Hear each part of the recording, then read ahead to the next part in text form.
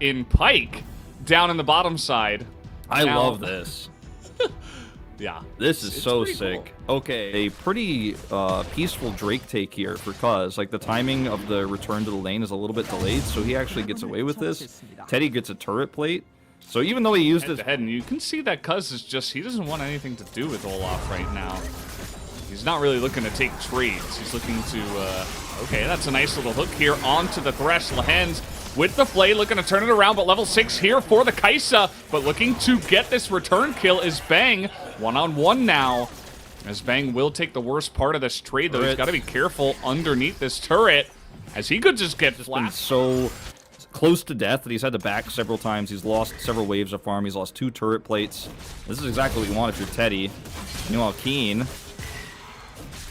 he's kind of getting run down in an awkward spot here. He's going to get cast into the wall. Here's the Jarvan. Easy follow-up with the Cataclysm. And Keen is staying alive for a while with the Dominus on 2, but it's not going to be enough. They just think that their bottom lane is too screwed. They're like, well, we can't fight. Like, we're too far behind. Like, let's see. No steal here from Fly.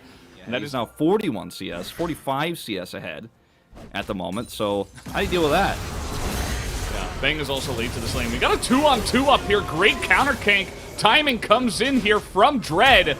And now the Pyke is just left all alone here. He's got nothing. That is a really unfortunate ultimate. Why even use it at that point in time? A double kill now to Dread. Kind of having better positional advantage here. This could be the beginning of Afreeca starting to pull ahead in terms of where their composition scales. Especially with this. Love this. Gonna start with the box. Not able to get the Flay off, though.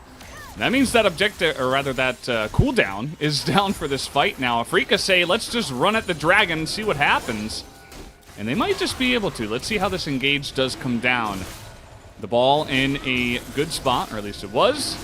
We have a little bit of a flank coming around the back here. I think that's from Carry. Yeah, it is. Looks to be. We get this hook off, and immediately the Gragas is just going to die eventually. Takes them a while, but they get it done. And look at this, just fighting front to back. Afreeca are rolling them in the river and making it look easy. This Drake is absolutely theirs. And man, that is a Drake, and if T1 engage, they just run at them. And Bang is, you know, he was behind significantly in terms of the CS, which would be with these players, and it just, execution-wise, has not worked out for T1. It's been way better dealt with by Afreeca.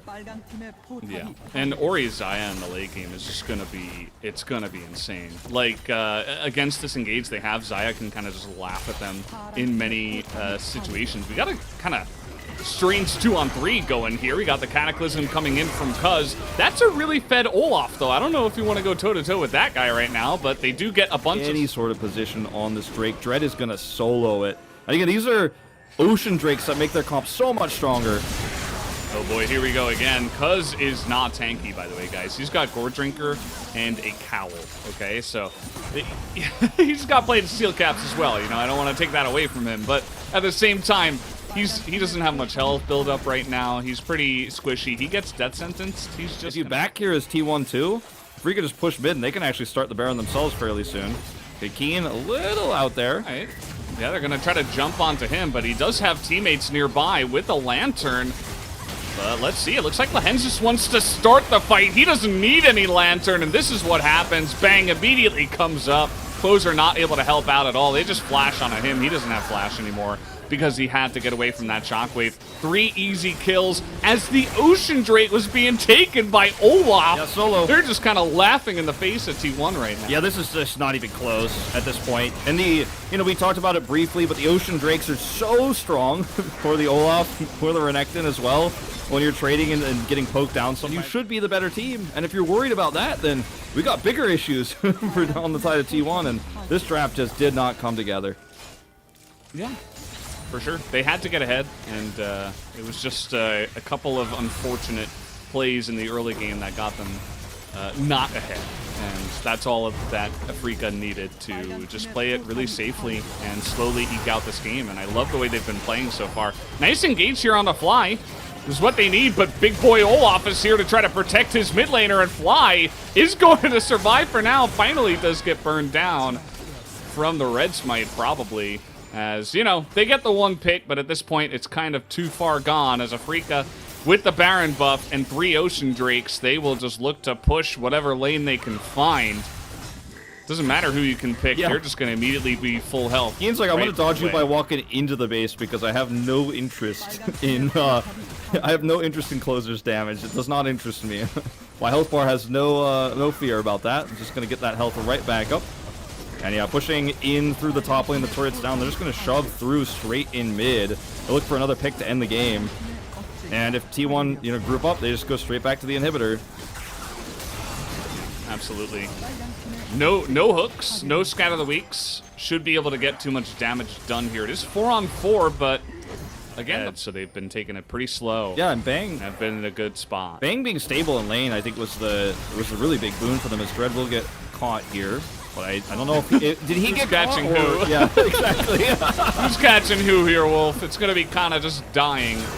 And the Thresh is just getting insane value in this game. You see they're trying to engage onto that backline. Bang still has Featherstorm. Again, who's trapped in here with who is really the question you gotta be asking. Bang doesn't even have to. Teddy, he's trying so hard. Teddy, he's trying. Yeah, he's trying. But a double kill Teleport will go the way of the Xayah, and they are just gonna push in and end the game here at about 35 minutes. Yeah, I think Dread had a phenomenal performance on the Olaf. Bang, he was down on CS, but did not get overwhelmed in lane. Finishes the game with a 5-0-5 scoreline. Phenomenal Xayah performance here against his former team. And that's all there is to it. Hoping for a more standard draft from T1 in game number 2, because this was a total outclassing.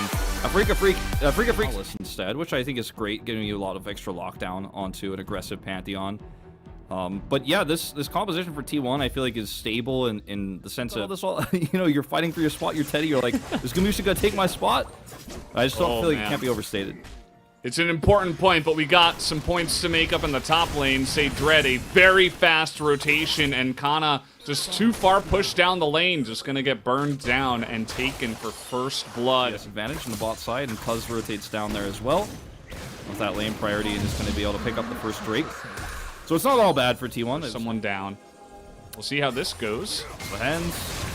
Oh boy. No flash. He might just be dead. Not able to get that Aftershock down. And Fly is going to be baited into this one as well. The last auto gets Fly as he is able to dive over. And speaking of Pantheon, we're trying to get on top of Fly. That's a really nice scat of the week, but here comes the burst, and the pain is too much for Fly to handle. No flash avail or Mountain Soul, so that's going to feel pretty nice. Nice engage on Takaria, though, but he is Pantheon at the end of the day, so he's able to just dodge a lot of that damage. Here comes the follow-up, though. Teddy is going to have to try to ult away, but Dread just has too much damage. Kana into that backline now, trying to get onto someone. We see the burst onto Bang, but he's not the majority of their damage right now. Here comes Fly, and he's got a lot to come in here. He did use that ultimate already, but low health bars on the side of T1. You can see Fly desperately trying to take out the Olaf, but he just sticks alive for way too long, and Cuz is able to trade that one out so perfectly, and they will finally ace the side of Afreeca with a great team fight here. This is a composition that does so well. Trying to join Afreeca Kana's Freecs. kind of in no man's land here. Not sure what he's doing all the way in the enemy jungle. As there's a follow-up from Keen, should be a pretty easy cleanup kill, as that will kind of get Fly back on the board. He was almost 2,000 gold side jungle, and it'll just mean that probably Afreeca is going to have to give another big objective away to the side of T1. I mean, Infernal Drake is just going to do so much for T1's composition. Even the support, in quotes, Pantheon, quote-unquote support, he's going to be benefiting from that as well. I mean, they get the bot turret, they get the mid turret here with the second Rift Herald, and the Drake is spawning now. Well, they have total control. Kana's going to have teleport, so even though he's backing right now, he will be able to rejoin. His Dread is being very aggressive. Yeah, and he has the ability to do this. Closer is just going to get dominated 1v1. Even had Keen coming over. Afreeca say, the hell with the Infernal Drake, the hell with the bottom side of the map. We're just going to push top lane and kill solo laners. Yeah, I mean, it's not an amazing trade, but if you're just going to simply give the Drake up, then what you're going to have to do is Carrier's coming in. All right, trying to jump onto Dread here. They might have the damage this time around, and it will be enough. You can see that Keen with this tanky build trying to trade it back, but unfortunately not going to be able to. Takes a while to kill him, and actually the Shuriken misses, so... Spear misses, guys. Void Seeker misses, Keen's like, all right. He's like, maybe I can kill Keria here. He might be able to if Kana messes this up. He's going for it. He flashed. He's going for this one. It's not going to work out, though, I'd imagine. Nope. Okay, finally, they killed him. Okay, well, for a time. Maybe you get that rotation, you get that pick on a closer, but otherwise, I mean, he's looking for closer here, but if he just walks away. Yeah, he's just hunting closer. That's basically what he's doing. Kana has a great flank on the back line. You see that Graves immediately is going to go down, and that's a good trade at this point in time. Kana able to kill the Graves. And it will be a 1-for-2 for now. You can see T1 are looking for more, but do anything here? Yeah, they give away the Infernal Soul, and already the Zoe and all the carries on the side of T1 are way too far ahead. So you can see they're looking for the pick here. They're trying to get on top of Keria. The cask is going to be good, and they do take him out. This is a great team fight as Kana is not here yet. And they're going to try to get on top of Closer. Closer doing insane amounts of damage, but he does have to back away eventually. Looking for it now as well. Kana tries to get in there, but it will not be successful. And just like that, Afreeca are back in the game. I mean, that was it. That's the hyper-aggressive engage that you need if you're Afreeca Freecs to blow somebody up.